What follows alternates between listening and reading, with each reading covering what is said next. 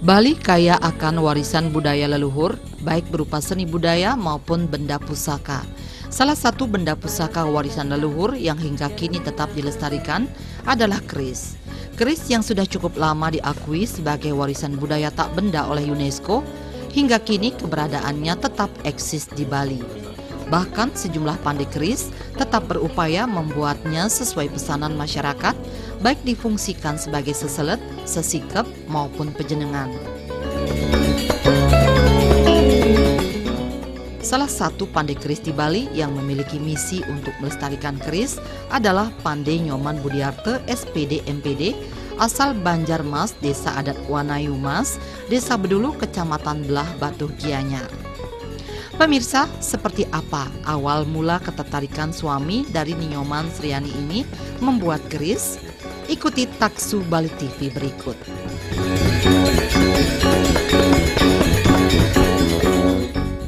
Ayah dari Pandai Putumia Ditasari dan Kadek Nadine Sopiantari ini sehari-harinya adalah guru seni budaya di SMPN 2 Semarapura Kelungkung. Namun sejak kecil sudah tertarik pada proses pembuatan perkakas rumah tangga dan perabotan pertanian.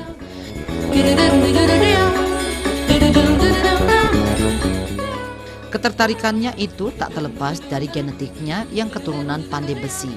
Kakek dan ayahnya adalah pandai besi yang menjadikan keahlian itu sebagai swagina. Talenta yang diwariskan leluhurnya itu kemudian dikembangkan Pandai Nyoman Budiarte saat memasuki masa kuliah di IKIP PGRI Bali. Pada masa kuliah itulah ia sudah bisa membuat perkakas rumah tangga dan perabotan pertanian. Ia sangat bersyukur Betar Kawitan menganugerahi profesi yang bisa diwariskan secara turun-temurun. Bahkan kini ia sudah mampu membuat keris. Ketertarikan terhadap keris terinspirasi dari teman sejawatnya yang bukan dari keturunan pandai besi. Justru sangat hobi mengoleksi keris dan memahami tata cara dan teknik pembuatan keris. Dari situ kemudian lulusan magister di Undiksa itu ikut mengkoleksi puluhan keris. Dari situlah ia merasa ada tantangan agar bisa membuat keris. Ingin tahu lebih jauh bagaimana membuat keris dan mengenal bahan baku pembuatan keris. Keinginannya agar bisa membuat keris demikian besar, maka ia pun banyak belajar dari para penglingsir dan master keris di Bali. Pendiri Sanggar Pelestarian Budaya Nami Pusaka ini belajar teknik dasar melipat besi dari kakeknya Pandai Ketut Nale dari Belah Batu Gianyar dan cara membuat keris dari Pandai Made Markite dari Batu Sangihan Tabanan.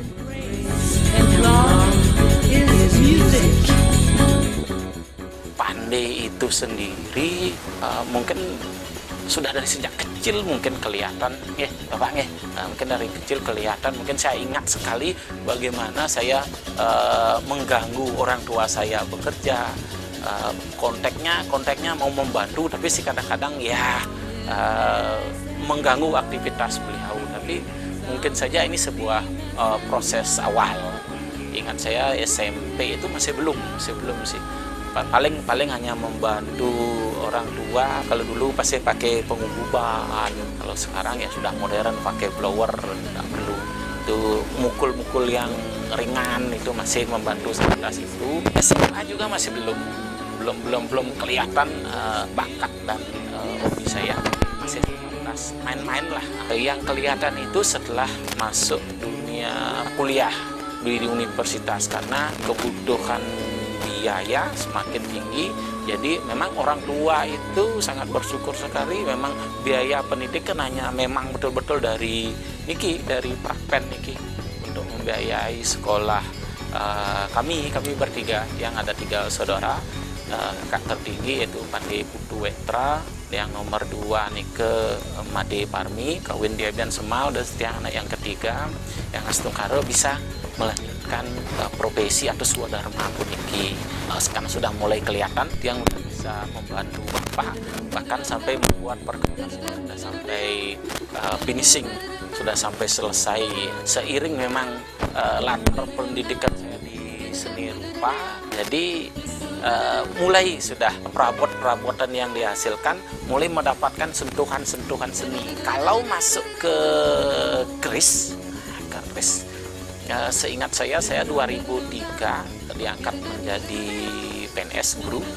Memang dari awal di SMP Negeri 2 Semarapura. 2003 kurang lebih tahun 2005 itu sudah mulai tertarik yang namanya keris. Tertarik itu karena kebetulan di satu sekolah itu ada dulu teman Pak Dewo Darmawan gitu, beliau guru bahasa Inggris dari Klungkung. Beliau suka keris, kolektor keris. Nah, jadi saya justru tertariknya di sana. Tertarik dengan keris, kok beliau yang bukan pandai suka dengan keris dan tahu teknik pembuatannya. Saya juga di sana tertarik.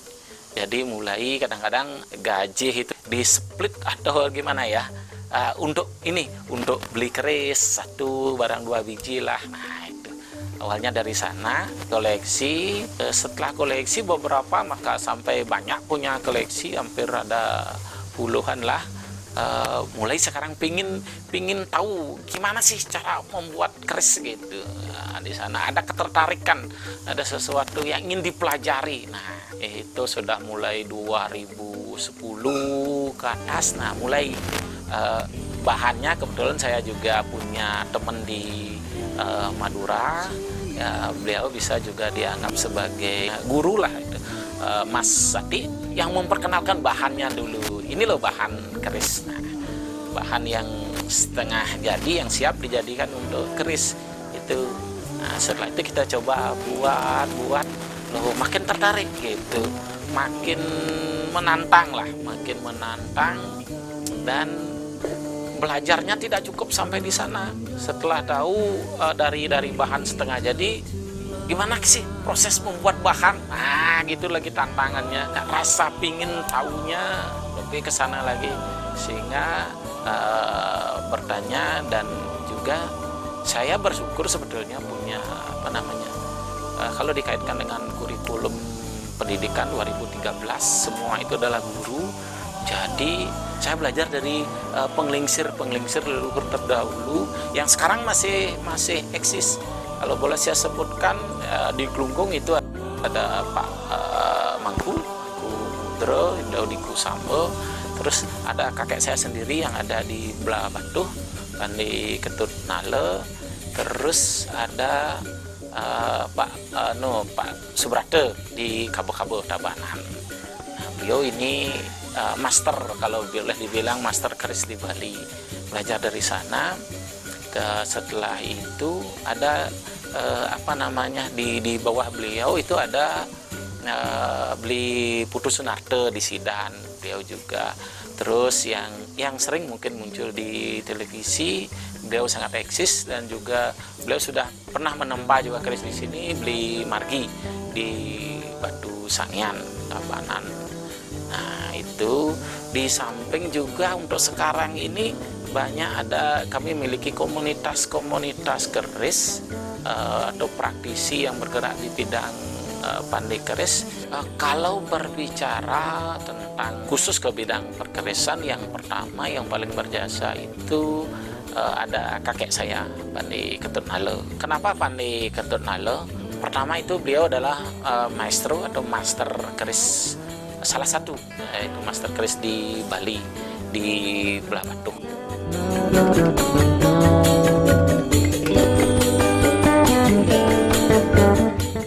Talentanya di bidang pembuatan keris terus diasah. Bahkan ia pernah terlibat ngayah dalam tim pembuatan keris pusaka Pura Ulun Danu Batur di Prapen Pingit. Momentum itulah dijadikan tonggak untuk lebih banyak meluangkan waktu untuk membuat keris di sela-sela kesibukannya menjalani tugas sebagai ASN guru, dan sekarang dipercaya sebagai Ketua Pasikian Prapen Mahasmaya Warga Pandai Provinsi Bali. Misinya membuat keris, di samping untuk melestarikan keris itu sendiri, juga berbagi ilmu membuat keris kepada generasi muda agar terjadi regenerasi. Terlebih, UNESCO sudah menetapkan keris sebagai warisan budaya tak benda yang memang patut dilestarikan. Sebagai keturunan pandai besi, tentu ia punya kewajiban untuk menjaga keajegannya. Titik baliknya sebetulnya adalah ketika saya atau kami ada tim bersama adik saya di belah Batu, Kadek Prate, itu anak dari Pekanale. Nah itu kami diberi kesempatan ngayah membuat pusaka untuk Pura Batur, Pura Ulun Danu Batur, dan itu dibuat di Pura Prapen Pingit di kaldera Gunung Batur.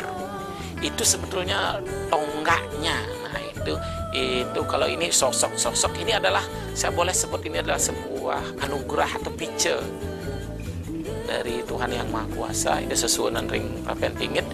Di sana saya diberi kesempatan ngayah, jadi menuangkan inspirasi, ide di sana tonggaknya.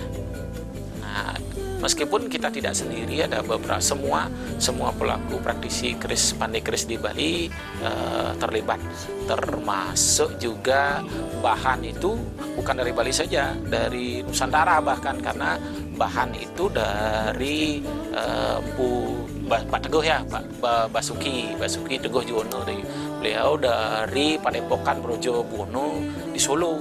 Nah, besinya dari beliau, kita pandai-pandai di Bali itu tugasnya untuk menempa. Jadi kalau pusaka pejendangan di Pura Batur itu boleh dibilang keris Nusantara sangat luar biasa sekali. Setelah ada titik baliknya di sana, jadi setelah selesai ngayah di Pura Prapen Pingit, atau sambil jalan, sambil menyelesaikan, jadi sudah mulai muncul karena di sana kan panggung besar lah boleh dibilang, semua orang tahu, semua kenal dengan kita. Jadi di sana ada kesempatan di awal-awal mungkin keris untuk semeton lah dulu. Saya ingat itu saya membuat keris, meskipun bukan untuk pertama kali, tapi paham tentang keris itu saya buat karena saya seorang pendidik, seorang guru. Saya membuat keris itu dalam rangka momennya adalah ulang tahun PGRI. Kalau tidak salah yang ke-43 itu saya membuat keris Lok Pitu Panji Semedi. Nah itu sekalian proses pembuatan kerisnya itu saya dokumentasikan dalam sebuah buku, dan itu saya apresiasikan, persembahkan untuk ulang tahun guru. Dan sekarang itu sudah dibahkan ke Bapak Kepala Dinas Pendidikan Kabupaten Klungkung. Beliau juga Ketua PGRI Kabupaten Klungkung saat itu, dan sekarang sudah menjabat sebagai asisten 3 di pemerintahan daerah Kabupaten Klungkung, yaitu Pak Dewo Darmawan. Itu pertama kali. Setelah itu sudah berlanjut. Ya syukur ada beberapa. Sebetulnya misi saya membuat keris itu yang pertama berbagi. Mungkin yang pertama itu meningkatkan potensi diri, tak henti-hentinya untuk belajar. Yang kedua ada bekerja sama. Karena membuat sebuah keris itu tidak bisa sendiri.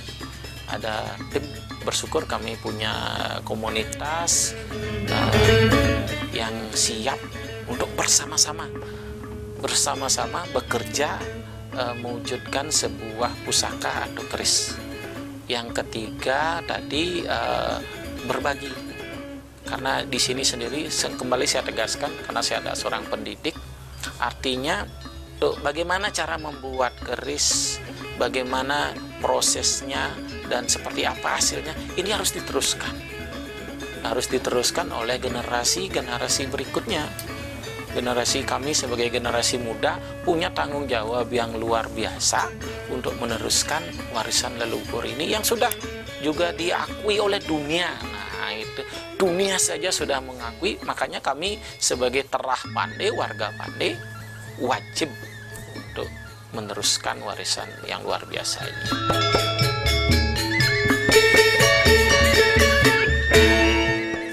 Putra ketiga dari pasangan Pande Made Mardike Dani Made Leci ini mengatakan, keris umumnya dibuat dari campuran 3 unsur, yaitu besi, nikel, dan baja. 3 unsur tersebut merupakan simbol Trisakti. Masing-masing memiliki karakteristik tersendiri. Besi agak elastis, tak mudah patah namun tidak tajam. Sementara nikel memiliki karakter lembut berwarna putih, baik dipakai sebagai unsur keindahan. Sedangkan baja memiliki karakter keras dan tajam. Ketiga unsur inilah yang disatukan dalam pembuatan keris yang dikenal dengan proses mijah.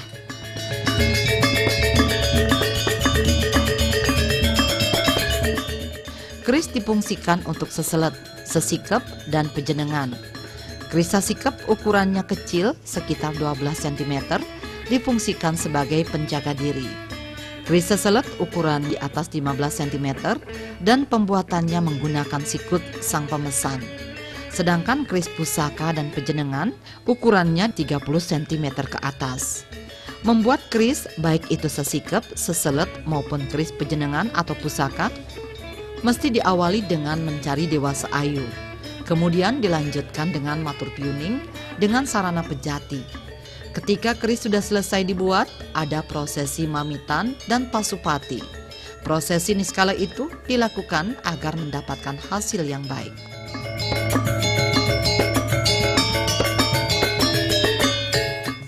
Bahan untuk keris itu sendiri, yang pertama itu bahannya dari besi, yang kedua ada nikel atau bahan pamornya, nikel atau juga bisa meteor, dan juga baja. Ada 3 unsur bahan di sana yang merupakan yang simbolnya di sana adalah Trisakti, Brahma, Wisnu, Siwa. Brahma itu sendiri bajanya warnanya besi itu sebetulnya adalah merah. Kalau Wisnu itu besi, kalau blade yang di batu sangnya disebut dengan besi kayeki, besi lunak. Terus yang ketiga Siwa itu sendiri besi nikel yang warnanya putih. Jadi 3 unsur ini disatukan dengan proses mijah atau proses micar, menyatukan unsur ini dengan teknik. Ada 2 teknik, untuk teknik tempa lipat dan teknik ngelayar. Sendiri. Jadi yang manapun ini tergantung dari pandai itu sendiri. Yang manapun kedua teknik ini masih sama gitu dalam proses untuk menempa lipatnya. Ini kalau kita dikaitkan dengan filosofi sebuah apa disebut aset gitulah atau sumber daya, sebetulnya kita tidak boleh membedakan, tidak boleh memilih mana yang bagus, mana yang jelek. Intinya semuanya bermanfaat. Kalau karakter besi kayeki atau besi lunak, dia karakternya lembut, lepas, tidak mudah patah, tapi tidak bisa tajam. Itu karakter ini aset atau kekuatan yang dimiliki oleh si besi. Nah, setelah itu ada nikel. Nikel itu karakternya dia lemas, warnanya putih. Dia akan berfungsi membuat sebuah keindahan di sana. Berbeda dengan baja. Baja itu sifatnya keras, tajam. Nah, sehingga unsur yang masing-masing, ketiga unsur ini yang masing-masing memiliki kekuatan, inilah yang disatukan dengan sebuah proses mijah namanya disatukan, makanya menjadi sesuatu pusaka, menjadi suatu benda seni yang indah. Baja aja mungkin saja bisa menjadi sebuah keris, tapi dia tidak akan memiliki unsur keindahan, dia hanya tajam saja. Kalau nikel mungkin saja bisa dijadikan buat keris, dia tidak berwarna, dia putih, tidak mempunyai gurat-guratan. Atau besi kayeki bisa saja dia akan dijadikan sebuah keris, tapi dia akan mudah ditekuk lah, lemas gitulah, tidak tajam, seperti itu. Sehingga ini ada proses penyatuan dari ketiga unsur bahan ini yang masing-masing memiliki kekuatan, memiliki kelemahan. Nah, aset-aset ini yang harus kita manfaatkan menjadi sebuah pusaka yang indah seni. Setelah proses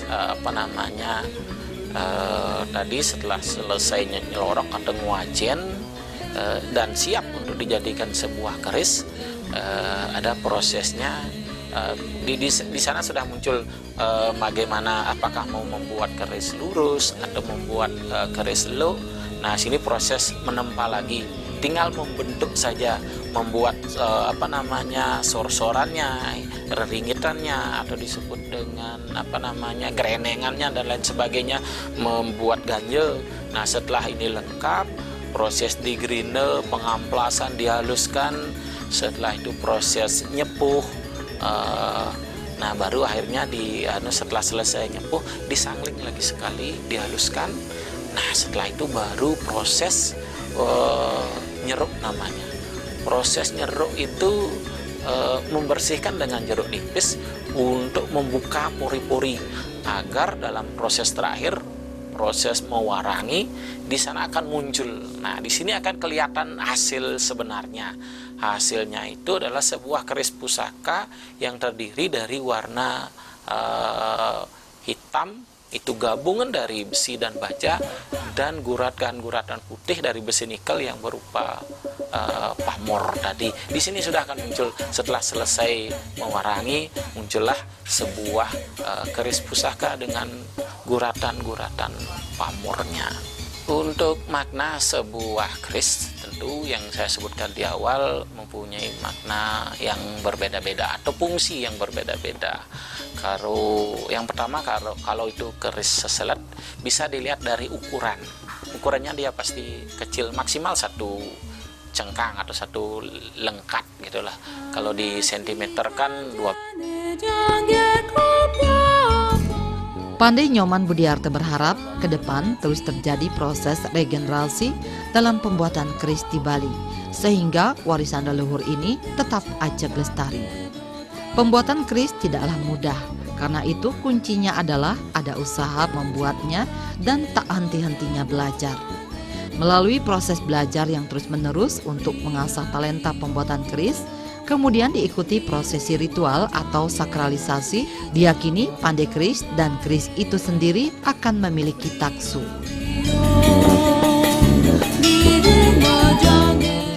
Harapan saya sendiri, kita sudah diwariskan sesuatu yang luar biasa oleh leluhur pendahulu kita. Jadi menjadi kewajiban saya pribadi, kita darah pandai untuk melanjutkan. Dan untuk melanjutkan ini tidak mudah dan juga tidak sulit. Jadi yang pertama, motivasi diri. Ini harus muncul dulu, harus muncul semangat diri, meningkatkan potensi diri itu dulu. Bagaimana kita memahami proses cara membuat sebuah keris. Kalau saya sendiri, artinya tidak henti-hentinya untuk belajar dan belajar terus untuk meningkatkan tadi potensi, kemampuan, pemahaman kita tentang keris. Karena standar untuk keris ini untuk sekarang itu kita sudah dinaungi oleh SNKI, Standar Nasional Perkerisan Indonesia, ya, Sekretariat Nasional Perkerisan Indonesia yang berada di Solo, Jakarta langsung. Jadi seperti apa standar sebuah keris itu, ini sudah diatur.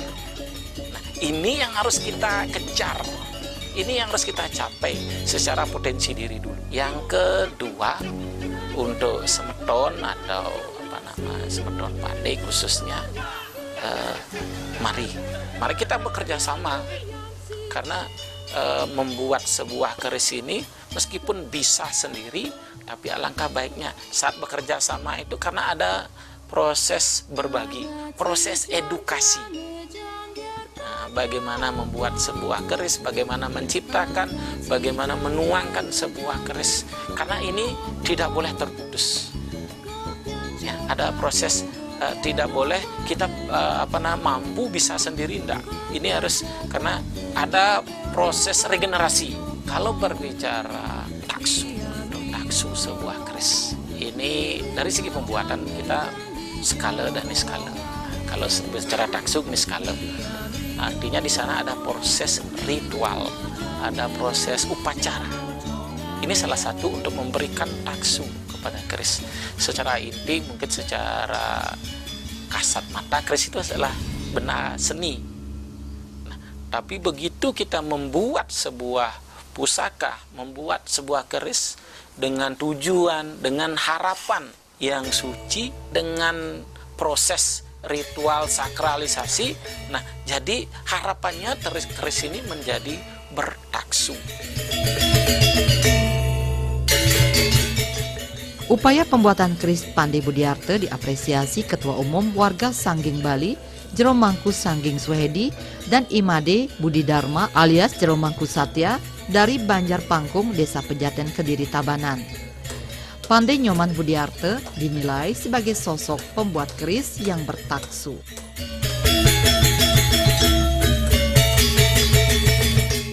Dimohon oleh semeton titiang yang ada di Banjar Pangkung Pejaten bahwa beliau-beliau ini pernah nunasin, artinya datang ke tempat orang pintar untuk menanyakan kesujatiannya, yaitu bolehkah membuat keris kembali atau diputren dua-duanya yang ada di sana. Hal tersebut dapat ditindaklanjuti, disuruhlah oleh orang pinter tersebut dadosnya ne mulihin baos kinten manggene ngererah jero pandai semeton sanggingnya jero pandai sane mepesengan jero pandai budi kinten ilah-ilah semeton ditiangan ngererah tan kecunuk tan presida kecunuk dadosnya ditiang dados ketua umum ring sangging rauh pun kejero naken saperindikan ring dijong rarah jero pandai semetoni raga sane mepesengan jero pandai budi gitu. Raris berpikir titiang eling titiang ring semeton titiang sane mepesengan jero pandai rah pergi titiang desa. Nah, tanggapan titiang niki masalah pemargin semeton di tiangnya sampun kecunuk sarang dane jero pandai napi sane kekayunang kesanggupen nganduk dane jero pandai riko di tiang merasa gargito napi sane kekayunang nganduk semeton di tiang ring Pejaten presido anduk nemu gelang sosok dane jero pandai driki yen dan nak motaksu dan meresidean wentan mulai petunjuk semeton di tiang ring Pejaten Tabanan sareng riki ring bumi gianyar nak doh niki doh saja niki niko mawinan taksun dane jero pandai riki bersidang lima ngentos ring Tabanan niko sane angin titiang taksu niko sane angin titiang sesungsungan mugi ya pada selamat sareng sami. Saya memilih sosok Jero Budi, mempercayakan pembuatan pusaka ini pada Jero Pandai Budi, sehingga nantinya apa yang rasa yang saya ada ketemu dengan taksunya Jero Pandai Budi. Pemirsa, demikian sosok Pandai Nyoman Budiarte, ASN yang memiliki bakat di bidang pembuatan keris. Semoga menginspirasi.